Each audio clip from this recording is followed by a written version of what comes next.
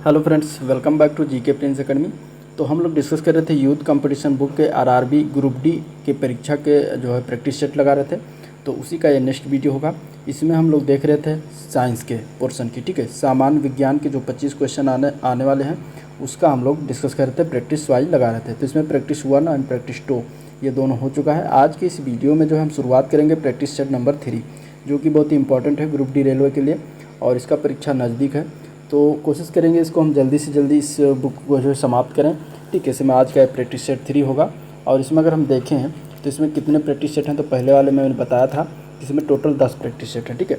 तो 2-4 दिनों में ये समाप्त हो जाएगा। तो चलिए आज का वीडियो स्टार्ट करते हैं। स्टार्ट करने से पहले अगर आप चैनल पर नए हैं अभी तो सब्सक्राइब नहीं किया है तो चैनल को सब्सक्राइब करें और अपने दोस्तों में ज़्यादा से ज़्यादा शेयर करें और अगर वीडियो पसंद आए तो लाइक ज़रूर करिएगा। तो प्रैक्टिस सेट नंबर 3 का पहला क्वेश्चन देखेंगे और इसके पहले जो प्रैक्टिस 1 एंड प्रैक्टिस 2 जो हो चुका है वो आप लोग चैनल पेज पर जाइएगा, उसका प्लेलिस्ट बना दिया, वहाँ पर आप देख सकते हैं, या फिर इसका मैं लिंक डिस्क्रिप्शन में दे दूँगा, आप लोग वहाँ से भी इसको देख सकते हैं। तो चलिए स्टार्ट करते हैं। पहला क्वेश्चन है प्रतिरोध की जो है एसआई मात्रक क्या होगा, ठीक है। प्रतिरोध यानी कि रेजिस्टेंस का पूछा गया है, एसआई मात्रक क्या होगा। अगर हम प्रतिरोध की बात करेंगे तो इसका एसआई मात्रक क्या होता है, ओम होता है, ठीक है। आंसर क्या हो जाएगा, बी पार्ट हो जाएगा, ओम, ठीक है। एक वैज्ञानिक थे, भौतिक शास्त्री थे, जिनका नाम था साइमन ओम, और ये जो है गणितज्ञ और भौतिक शास्त्री दोनों थे। इन्होंने ही जो है एक तार में प्रवाहित हुआ जो धारा था और उनके बीच जो सिर थे, उनके सिरों के बीच के विभवांतर के बीच संबंध को स्थापित किया था, जिसे ओम का नियम कहते हैं, ठीक है। और इस नियम का प्रतिपादन जो है 1827 में साइमन ओम ने किया था। यानी कि इसको हम B बराबर आई आर से डिनोट कर सकते हैं। आई विद्युत धारा है, B विभवांतर और R का मान ये प्रतिरोध है, ठीक है। आर क्या है, प्रतिरोध है। तो इसका जो मात्रक क्या होता है, ओम होता है, ये आप लोग याद रखिएगा। नेक्स्ट क्वेश्चन देखते हैं। अगला प्रश्न है, यदि ऊपर की ओर फेंकी गई एक वस्तु का प्रारंभिक वेग 14 मीटर पर सेकंड है तो उसके अंतिम बिंदु तक पहुंचने में कितना समय लगेगा, ये मतलब पूछा गया है समय। और ए बराबर यानी कि त्वरण बराबर दिया गया 9.8 मीटर प्रति वर्ग सेकंड, ठीक है। ये क्वेश्चन है। तो अगर हम इसके आंसर की बात करेंगे तो इसमें देखिए, सबसे पहले अगर हम देखें तो प्रारंभिक वेग इसका कितना दिया गया है, 14 मीटर प्रति सेकंड, ठीक है। यानी कि u का मान दिया गया है, u बराबर कितना है, 14 मीटर पर सेकंड, और g का मान 9.8 मीटर पर सेकंड स्क्वायर होता है। तो उच्चतम बिंदु पर पहुंचने पर वस्तु का अंतिम वेग क्या होगा, वहाँ पर उसका शून्य हो जाएगा, ठीक है। यानी कि v बराबर उसका मान क्या हो जाएगा, शून्य है। जब वस्तु को फेंकते हैं और जहाँ से वो लौटना स्टार्ट होती है, यानी कि जहाँ पर वो लौटने के लिए स्टार्ट होती है, तो वहाँ पर क्या होता है, कुछ क्षण के लिए रुकती है, यानी कि वहाँ पर वेग क्या हो जाता है, शून्य हो जाता है, ठीक है। तो इस तरीके से v का मान शून्य हो जाएगा। तो यहाँ से अब हम सूत्र लगा देंगे, फार्मूला जो होता है v बराबर u माइनस जी टी से, ठीक है। अगर हम किसी वस्तु द्वारा पृथ्वी के गुरुत्व के विरुद्ध ऊपर की ओर अगर हम फेंकते हैं तो गति का प्रथम समीकरण क्या कहता है, v बराबर u माइनस जी टी। यहाँ पर अगर हम मान रखेंगे तो v का मान 0 है, u का मान 14 दिया गया है, g का मान 9.8 है और t का मान हमें निकालना है, ठीक है। तो अब यहाँ से हम सॉल्व कर लेंगे, पक्षांतर करेंगे तो t बराबर क्या आ जाएगा, 14/9.8, ठीक है, यही आ जाएगा। इसको अगर हम सॉल्व करेंगे तो कितना मान आ जाएगा, 1.43 सेकंड लगभग के बराबर आ जाएगा, 1.43 सेकंड, और यही आपका मान हो जाएगा जो कि सी पार्ट में दिया गया है, ठीक है। इस तरीके से इसको निकालते हैं। नेक्स्ट क्वेश्चन देखते हैं। प्रदीप्त की माप यानी कि इल्यूमिनेशन की माप निम्न में से किसका उपयोग करके किया जाता है, ठीक है। यानी प्रदीप्त को किससे मापते हैं, तो इसके राइट आंसर की बात करेंगे तो इसको लक्स मीटर से नापा जाता है। आंसर इसका सी पार्ट हो जाएगा, ठीक है। लक्स एक व्युत्पन्न इकाई होती है जो ल्यूमन पर आधारित होता है। ल्यूमन जो होता है वो कैंडेला से जो है व्युत्पन्न का इकाई होती है। एक कैंडेला जो है प्रकाशीय तीव्रता के प्रकाश स्रोत का महत्वपूर्ण जो है प्रकाशीय भाव होता है। एक लक्स बराबर होता है 1 ल्यूमन पर मीटर स्क्वायर, ठीक है। तो इस तरीके से इसका आंसर क्या हो जाएगा, आपका सी पार्ट हो जाएगा। नेक्स्ट क्वेश्चन देखते हैं। जनवरी 1610 ईस्वी में गैलीलियो गैलीली के द्वारा खोजी गई गैलीलियन के चंद्रमाओं की संख्या कितनी है, ये बताना। तो इसमें अगर बात करें तो गैलीलियो ने खोजा था टोटल 4 चंद्रमा। आंसर क्या हो जाएगा, आपका सी पार्ट हो जाएगा, ठीक है। नेक्स्ट क्वेश्चन देखते हैं। एक साइकिल स्थिर त्वरण से चलायमान है, पीछे के पहिए पर घर्षण बल है, तो वो किस दिशा में लगेगा जो घर्षण बल लगता है। घर्षण बल की बात करेंगे तो ये क्या होता है कि संपर्क में रखी दो वस्तुओं के बीच एक बल कार्य करता है जो गति वस्तुओं के बीच गति होने का विरोध करता है, उसे ही घर्षण बल कहते हैं। ये हो गया परिभाषा, ठीक है। यानी कि दो वस्तुओं के बीच में जो विरोध करता है कि अगर वस्तु चलाया जाए तो उसका जो विरोध करे वही घर्षण बल हो जाएगा। और इसकी दिशा सदैव क्या होती है, वस्तु की दिशा के विपरीत होती है। यानी कि अगर वस्तु की दिशा इस तरफ जा रही तो घर्षण बल इस साइड में लगेगा, इसके विपरीत लगेगा हमेशा, ठीक है। तो अब यदि इसमें देखें तो साइकिल स्थिर त्वरण से चलायमान अगर है, यानी कि चल रही है, तो पीछे के पहिए पर घर्षण क्या लगेगा, घर्षण बल पीछे पश्चिम दिशा में लगेगा, ठीक है। यानी कि अगर साइकिल इस दिशा में जा रही है आगे की तरफ, तो घर्षण किस दिशा में लगेगा, उसके पीछे की दिशा में लगेगा। तो आंसर आपका क्या हो जाएगा, इस तरीके से सी पार्ट हो जाएगा, फर्स्ट दिशा में, ठीक है। तो राइट आंसर क्या हो जाएगा, सी पार्ट हो जाएगा। नेक्स्ट क्वेश्चन देखते हैं। पृथ्वी के केंद्र पर एक पिंड का भार होगा। पृथ्वी के केंद्र पर पिंड का भार पूछा गया, क्या होगा। तो पृथ्वी के अगर केंद्र पर हम बात करेंगे, केंद्र पर यानी कि ये पृथ्वी, तो यहाँ पर इसके केंद्र पर पिंड के भार की बात करेंगे तो यहाँ पे शून्य हो जाएगा, ठीक है। क्या होगा, शून्य होगा। क्यों, क्योंकि पृथ्वी के केंद्र पर गुरुत्वाकर्षण जो होता है जी का मान वो शून्य होता है। और पृथ्वी के केंद्र पर जो भार का, अगर हम देखेंगे भार का फार्मूला क्या होता है, वेट का फार्मूला, तो W बराबर होता है m इंटू जी, ठीक है, द्रव्यमान गुणित त्वरण। अब जब त्वरण का मान शून्य है तो यहाँ पर शून्य से गुणा करेंगे तो क्या आ जाएगा, भार का मान शून्य हो जाएगा, ठीक है। W का मान क्या हो जाएगा, शून्य हो जाएगा। तो इस तरीके से आंसर आपका क्या हो जाएगा, राइट आंसर ए पार्ट हो जाएगा। नेक्स्ट क्वेश्चन देखते हैं। प्रकाश की एक पुंज की द्रव में तैरते कणों से टकराव के कारण होने वाले प्रकीर्णन से उत्पन्न चमक की प्रक्रिया को क्या कहा जाता है, ठीक है। यानी प्रकीर्णन से जो उत्पन्न होता है चमक, उसको हम क्या कहते हैं, ये बताना है। तो इसका अगर हम राइट आंसर की बात करेंगे तो इसका राइट आंसर क्या हो जाएगा, रमन प्रभाव, टिंडल प्रभाव, या फिर स्नेल प्रभाव, या फिर हीगन प्रभाव। कौन सा प्रभाव कहलाती है, तो इसका आंसर हो जाएगा आपका बी पार्ट, ये कहलाता है टिंडल प्रभाव, ठीक है।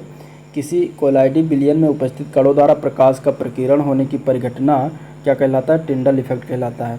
ये जो है छोटे छोटे कणों, छोटे छोटे निलंबे जो कणों वाले विलयन के द्वारा भी इसे देखा जा सकता है। टिंडल प्रभाव को टिंडल प्रकीर्णन भी कहते हैं। तो इस तरीके से इसका राइट आंसर बी पार्ट हो जाएगा।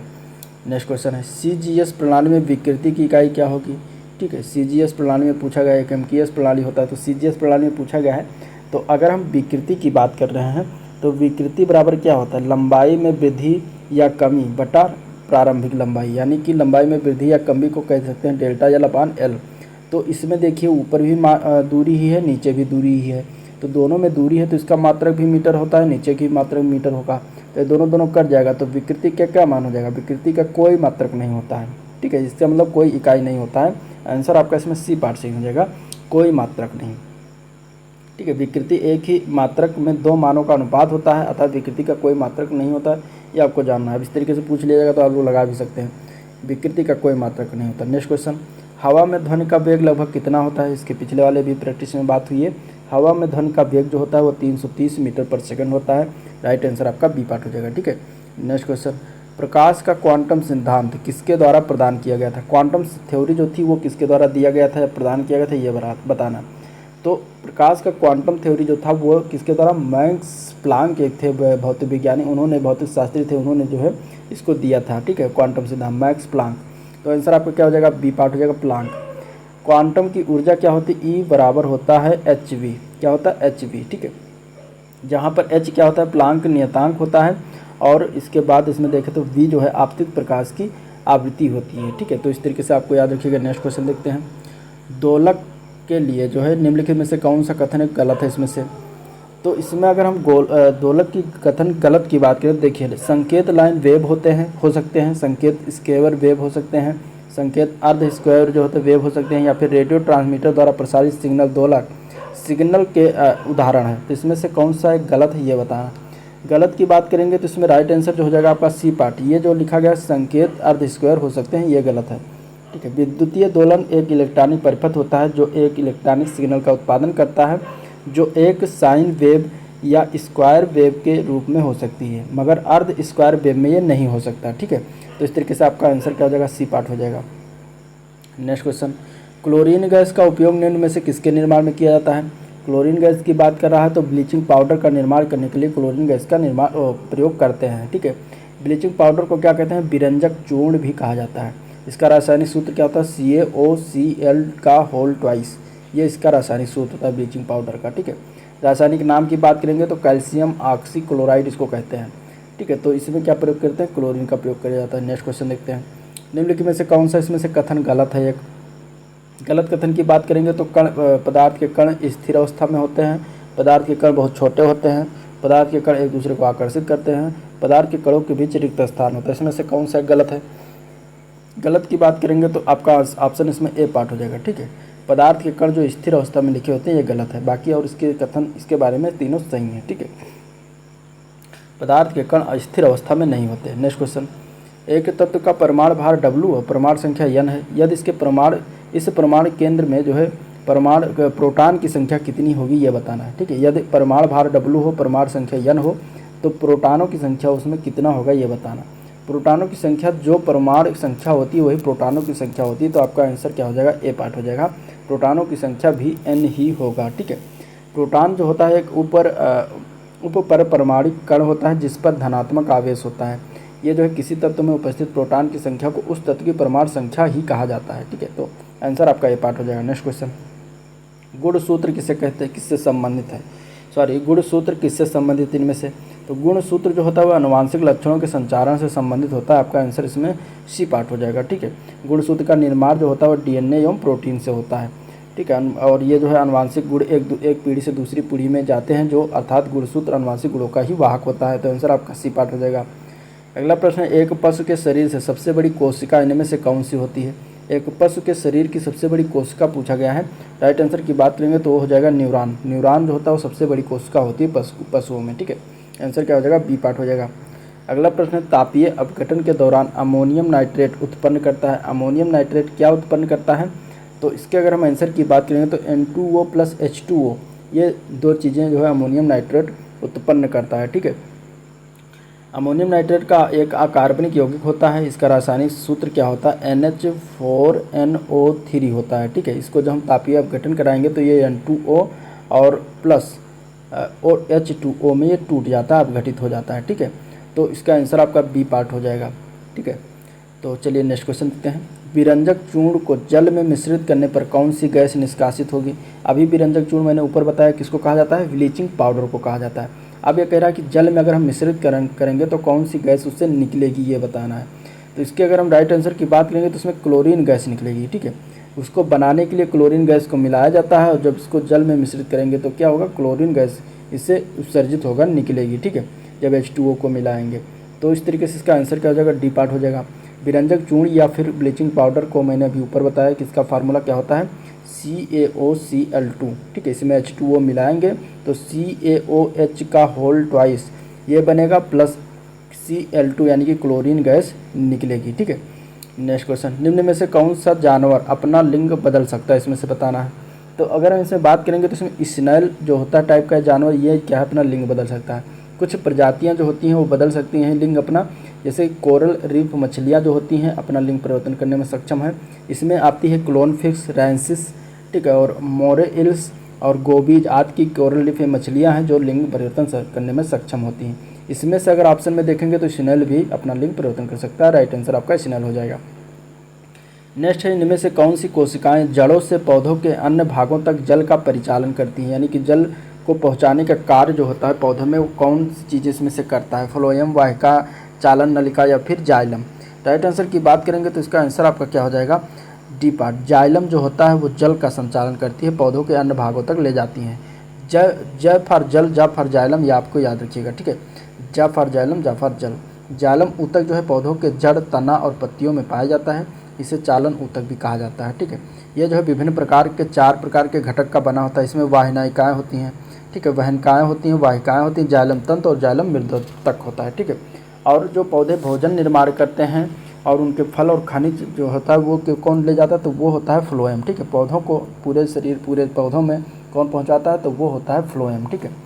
ये भी याद रखिएगा। नेक्स्ट क्वेश्चन देखते हैं।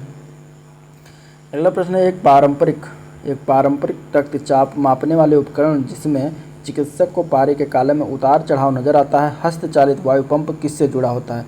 तो वो जुड़ा होता है मरकरी कूलाम से। आंसर आपका डी पार्ट हो जाएगा, ठीक है। एक जो चालक जो रक्तचाप मापा जाता है, रक्तचाप means blood pressure. Blood pressure को किससे मापते हैं? तो उसको मापा जाता है स्फिग्मोमैनोमीटर। उसका नाम क्या है? स्फिग्मोमैनोमीटर। तो इससे ब्लड प्रेशर नापते हैं। ठीक है। और इस यंत्र में एक पंप होता है जिसमें रबड़ की एक नलका लगी होती है और यह नलका आगे चलकर 2 भागों में विभाजित हो जाती है और इसका एक भाग HG यानी कि मरकरी यंत्र से जुड़ा होता है, ठीक है। स्फिग्मोमैनोमीटर का आविष्कार किसने किया था? तो रिंग रोसी एक वैज्ञानिक थे, उन्होंने किया था।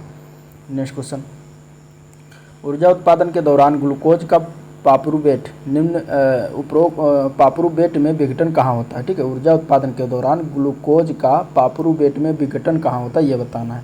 इसके आंसर की बात करेंगे तो हो जाएगा कोशिका द्रव्य। क्या होता है? कोशिका द्रव्य में इसका विघटन होता है। ऊर्जा उत्पादन के दौरान ग्लूकोज का पापरूबेट में विघटन ग्लाइकोलिसिस में जो है संपन्न होता है। ग्लाइकोलिसिस की यह प्रक्रिया क्या कहलाती है? ये प्रक्रिया कोशिका द्रव्य में होती है। तो ऑप्शन में अगर कोशिका द्रव्य दिया तो यही आंसर हो जाएगा, नहीं तो अगर ग्लाइकोलिसिस दिया होगा तो ग्लाइकोलिसिस ही आंसर होगा, ठीक है। ग्लाइकोलिसिस की बात करें तो प्रक्रिया में ग्लूकोज के एक अणु से पादरुविक अम्ल के 2 अणुओं का जो है निर्माण होता है और इस अभिक्रिया में क्या होता है? ऑक्सीजन की आवश्यकता नहीं पड़ती है। अतः यह अभिक्रिया क्या होता है? अनाक्सिक शोषण तथा आक्सिक शोषण में एक जैसी होती है, ठीक है। ये संपूर्ण प्रक्रिया जो है कोशिका के द्रव्य के अंतर्गत जो है अंदर ये संपन्न होता है, तो इसलिए आंसर आपका सी पार्ट हो जाएगा। नेक्स्ट क्वेश्चन देखते हैं, हमारे पेशियों में किस अम्ल के कारण पीड़ा होती है? बहुत ही इंपॉर्टेंट क्वेश्चन और बहुत ही रिपीटेड क्वेश्चन है। तो ये होता है लैक्टिक अम्ल। किसके कारण होती है? लैक्टिक अम्ल जम जाता है पेशियों में। लैक्टिक अम्ल जमा होने के कारण थकान का अनुभव होता है, शरीर में पीड़ा बनी रहती है। तो कौन सा एसिड है? लैक्टिक एसिड, ठीक है। नेक्स्ट क्वेश्चन, निम्नलिखित की मौजूदगी के द्वारा रक्त का परीक्षण करके मलेरिया का पता लगाया जाता है। किसके द्वारा मलेरिया का पता लगाया जाता है? तो वो होता है लाल रक्त कोशिकाओं में प्लाज्मोडियम का परीक्षण जब किया जाता है तो उससे क्या होता है? मलेरिया का पता लग जाता है, ठीक है। यह रोग जो है प्लाज्मोडियम कण के प्रोटोजोआ परजीवी के माध्यम से फैलता है। मलेरिया जो होता है सबसे प्रचलित संक्रामक रोगों में से एक होता है। मलेरिया का सबसे आम लक्षण क्या होता है? अचानक तेज कपकपी के साथ ठंड लगती है और इसके तुरंत बाद बुखार आता है, ठीक है। राइट आंसर आपका बी हो जाएगा। नेक्स्ट क्वेश्चन, मनुष्यों में रोग संचारित करने वाले कीटों को क्या कहते हैं? तो मनुष्यों में जो रोग संचारित करते हैं उन्हें रोगाणु वाहक कहते हैं। आंसर आपका ए पार्ट हो जाएगा, ठीक है, रोगाणु वाहक। लास्ट क्वेश्चन इस वीडियो का है, स्वादिष्ट भोजन देखकर मुंह में पानी आ जाता है, यह क्या है? कौन सी प्रक्रिया है? तो इसका अगर हम आंसर की बात करेंगे तो ये हो जाएगा बी पार्ट, स्नायु संबंधी ये प्रक्रिया होती है। आंसर बी पार्ट हो जाएगा, ठीक है। यह भोजन के पाचन प्रक्रियाओं के कारण क्या होता है? एंजाइमेटिक तंत्रिका नियंत्रण के माध्यम से क्या होता है? प्रबंधित किए जाते हैं और स्नायु संबंधी प्रक्रिया के कारण क्या होता है? मुंह में पानी आने लगता है। तो आंसर आपका इसमें बी पार्ट हो जाएगा। तो ये था आज का ओवरऑल वीडियो जिसमें हम लोगों ने डिस्कशन किया। अगर वीडियो पसंद आया तो लाइक करिएगा, चैनल को सब्सक्राइब करिएगा, साथ में अपने दोस्तों में ज़्यादा से ज़्यादा शेयर करिएगा, ठीक है। और आज का वीडियो यहाँ पर एंड करते हैं, मिलते हैं नेक्स्ट वीडियो में, तब तक के लिए थैंक यू, नमस्कार।